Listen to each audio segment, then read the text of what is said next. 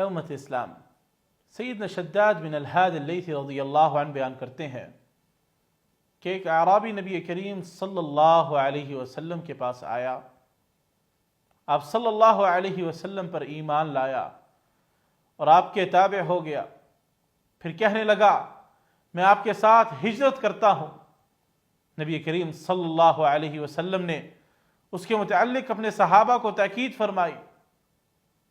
جب ایک جنگ ہوئی تو نبی کریم صلی اللہ علیہ وسلم کو کچھ مال غنیمت حاصل ہوا، آپ صلی اللہ علیہ وسلم نے اسے تقسیم کیا اور اس کا حصہ بھی نکالا اور اس کا حصہ اس کے ساتھیوں کو دے دیا۔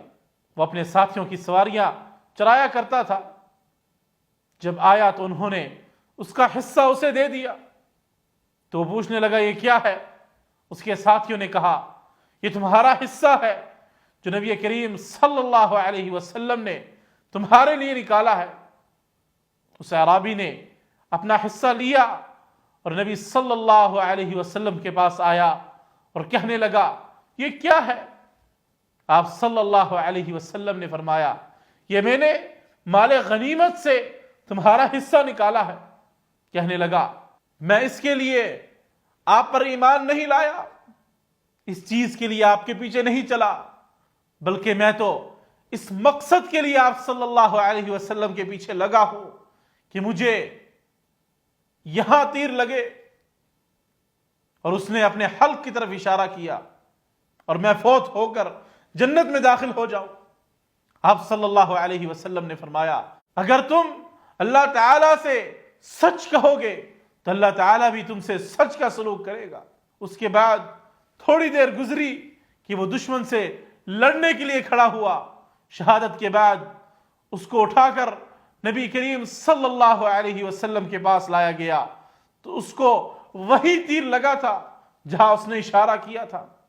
آپ صلی اللہ علیہ وسلم نے پوچھا کیا یہ وہی ہے؟ صحابہ نے کہا جی ہاں۔ آپ صلی اللہ علیہ وسلم نے فرمایا اس نے اللہ تعالیٰ سے سچ کہا تو اللہ تعالیٰ نے بھی اس سے سچ کا سلوک کیا۔ پھر آپ صلی اللہ علیہ وسلم نے اسے خود اپنے پاس سے کفن دیا اور اسے اپنے سامنے رکھ کر جنازہ پڑھایا۔ آپ صلی اللہ علیہ وسلم کی دعا سے جو الفاظ ظاہر ہوئے ان میں چند الفاظ یہ تھے اللہم ھذا عبدک خرج مہاجرا فی سبیلک فقتل شہیدا انا شہید علی ذلک۔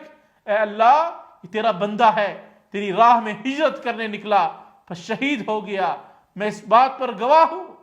مالک الملک سے دعا ہے کہ اللہ تعالی ہمیں آج کل کی جھوٹی دنیا پرست اسلامی تنظیمیں جو اسلام کا نام بدنام کر رہی ہیں، جو منحرفہ جہادی افکار کو لوگوں کے درمیان منتشر کر رہی ہیں، ان سے محفوظ رکھے اور راہ اعتدال پر چل کر جنت نصیب فرمائے۔